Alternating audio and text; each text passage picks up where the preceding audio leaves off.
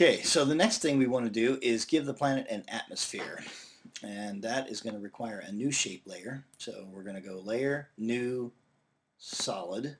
And we're going to pick an atmospheric color, which is about this kind of muted sky blue. And we're going to call it Atmosphere. And now we've lost our artwork. But that's okay. It's going to come back in a second. We're going to hit the Ellipse Tool. I'm going to pull this down. If you hold the left key, hold the left mouse button, hold the left mouse button, and you'll get the extra tools. Pick Ellipse and draw a circle. Doesn't matter how perfect it is. Okay. When we get that circle, we're going to get back to the Selection tool, and we're going to drag it over to the planet. And then we're going to grab the layer here and drag it down underneath planet texture and let it go. So now we can see our atmosphere behind our planet.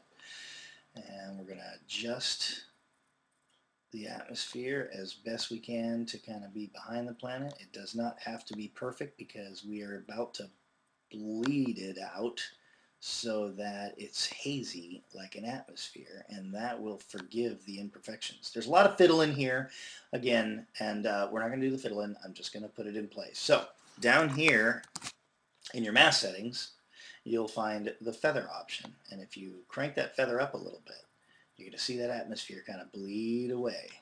And we don't like glowy planets. Planets do not glow. So in order to get rid of the glow, we're just going to play with the opacity here and drop it down a bit, and there is our breathable atmosphere. That looks pretty real. Okay, so now we got to go to our transform properties down here, and in the transform properties, we're going to play with position and scale. We're on the first frame of the movie. Position, scale, keyframe now. Okay, these are keyframing the shape, because the layer is only consisting of the mask. So we're going to scrub to the end of the timeline, and our planet has left its atmosphere behind. So what we're going to do is we're going to use the position and the scale to get that atmosphere looking like it's married again with our planet. And as soon as we're satisfied that that is happening, we can back up to the beginning of the timeline and then play it through and see if the atmosphere follows the planet okay. Looks like there's a little bit of drift, but you get the idea. We've got a very basic motion path, and the layer itself is scaling to the planet. So now we've got a planet with an atmosphere. Looks good. Okay. Now we come back to our project for the final element, and actually there's two more elements we have to do, but this is the final background element. So, and this isn't going to require anything outside of After Effects. After Effects is going to build the sun itself. So all we need to do is create go back to the project, create a new layer, and it's going to be a solid, and we need this one to be black because we're going to composite it with the rest of this. We just want the sun to show. So we're just going to call it sun. Composition size, okay. We lost everything again. Now, from here, we're going to want to use a effects called lens flare. And when we put the lens flare onto the composition, we immediately get a lens flare. Now this is where a lot of the fancy stuff comes from.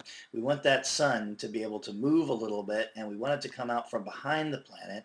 So what we want to do first is change the mode of the layer from normal to add, and that'll get rid of all the black and leave us with the sun. We're starting to look pretty realistic here, huh?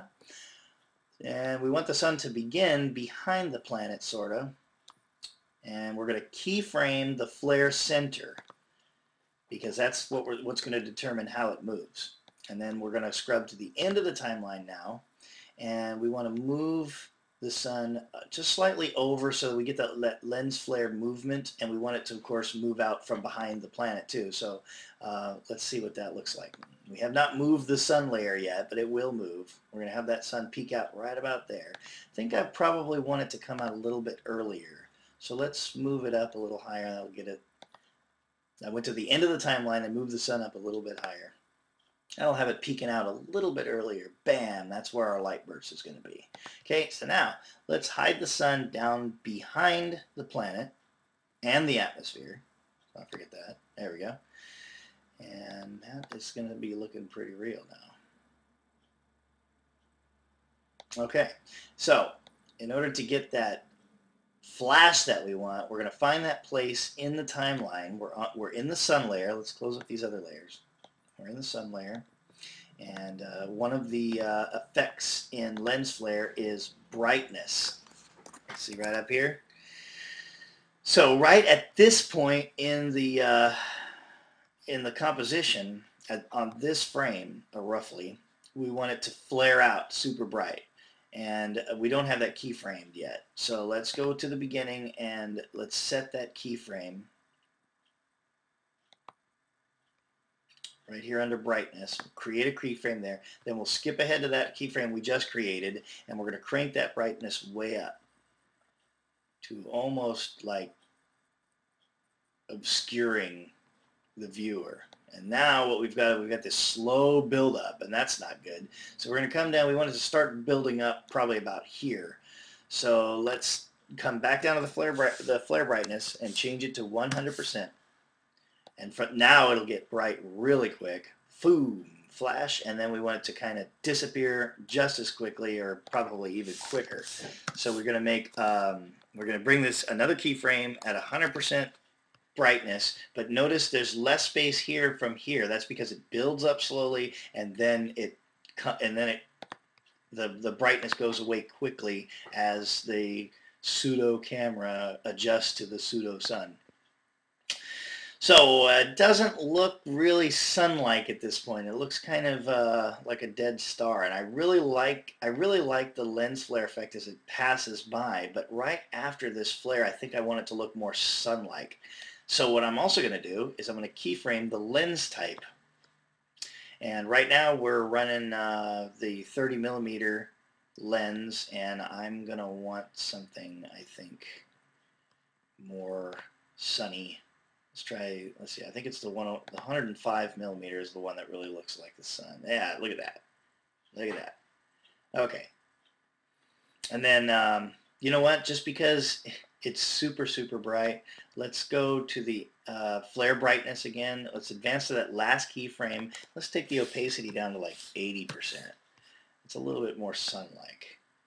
And then we'll fine-tune it even further by clicking on the layer and then going to Effect, Color Correction, and let's grab the curves, and let's go to the blue layer and bring it down a little bit so that we can get rid of some of that blue and give us a yellow sun, something that's, you know, right in there somewhere.